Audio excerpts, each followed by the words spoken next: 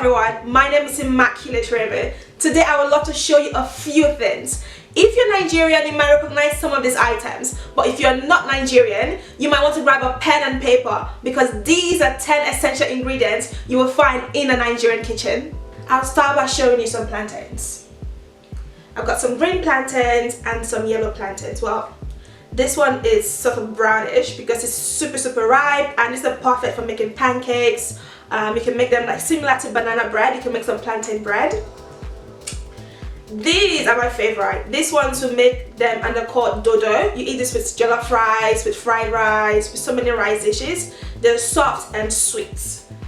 And these ones, the green ones, are how plantains typically come before they turn into the yellow ones. These ones, you can make them into savory dishes. You can make them into chips. In Nigeria, we have a street food called pekere, which are basically plantain chips. You can also make them into pasta. Next up is palm oil. Now, this is a rich and vibrant oil. I know there are lots of misconceptions about palm oil, but this is the real unrefined stuff. I basically grew up on palm oil. This is like the Nigerian gold in cooking soups, sauces, stews. It makes it more richer, more vibrant, and they're highly nutritious.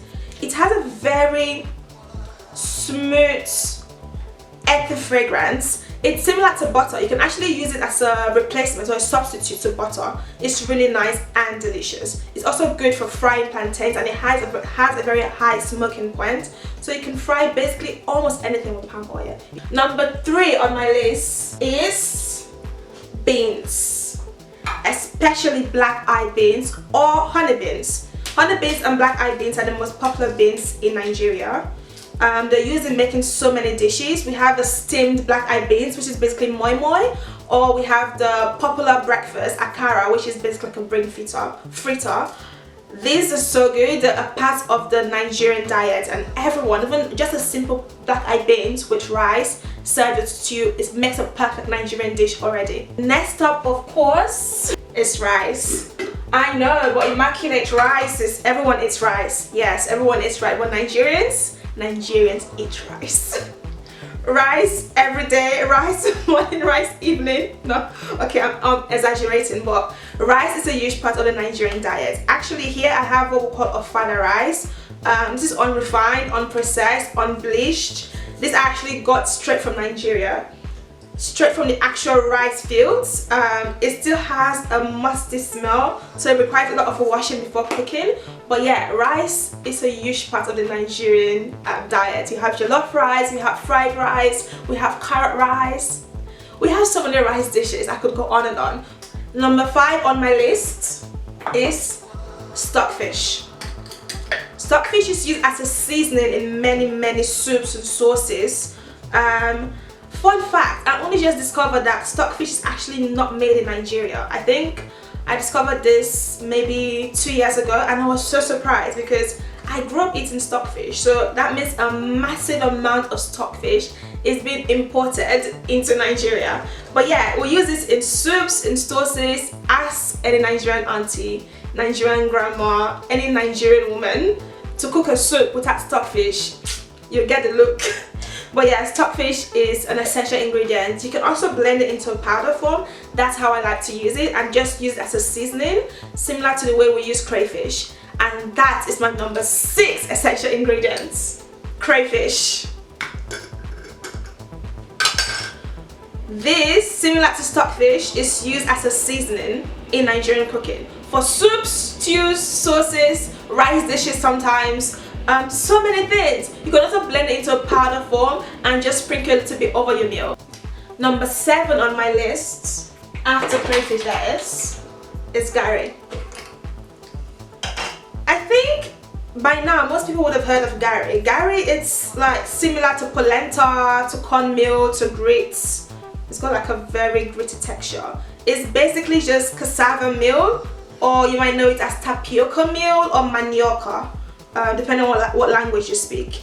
But yeah, I have some red garri, which basically means it's been mixed with a little bit of palm oil. I also have some white garri.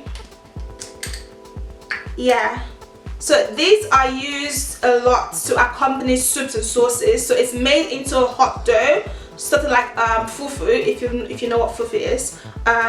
Also like a dumpling, like a massive big dumpling, which you use in eating soups and sauces. Yeah, I love Garri. You can also eat it cold, so you can make it like oats but with cold water, with sugar, peanuts, coconuts. So it makes a nice savory dish, and it also makes a nice snack, and it also makes a nice dessert. Next up is a spice mix. Nigerians love a good spice mix. Like some of the popular ones are the suya spice mix, banga spice mix, pepper soup spice mix. There's so many in different regions of the country. Here I have a nice pungent suya spice mix. I love this with beef. You can make the beef suya skewers. I also love this with kebabs or shawarma. Nigerians love shawarma. These are so good. You can also just use it as a sprinkle over your rice dishes, your soups, your sauce. Number 9 on my list are these spicy vibrant peppers known as Scotch bonnet peppers or Habanero peppers, also commonly known in the Yoruba language as ATA-rodo. Now, if you listen to a lot of Afrobeat music, you've probably heard of the term ATA-rodo, too much sauce. Yeah, and that is where this is called from. ATA-rodo, the Scotch bonnet pepper, is used in a lot of sauces, stews, rice dishes, a lot in Nigeria because Nigerians love spice. Finally, last but not the least, number 10, we have greens. Green leafy vegetables are a huge deal in Nigeria. We make lots of soups, sauces, stews, egusi, eforiro, vegetable stew. Like every region you go to, there's a soup or a stew that's made with a huge amount of grain. Thank you so much for watching. Let me know which of these ingredients you're hearing about for the first time. And if you're Nigerian, what ingredients do you feel I should have added to this list? Let me know your thoughts in the comment section below. Bye for now.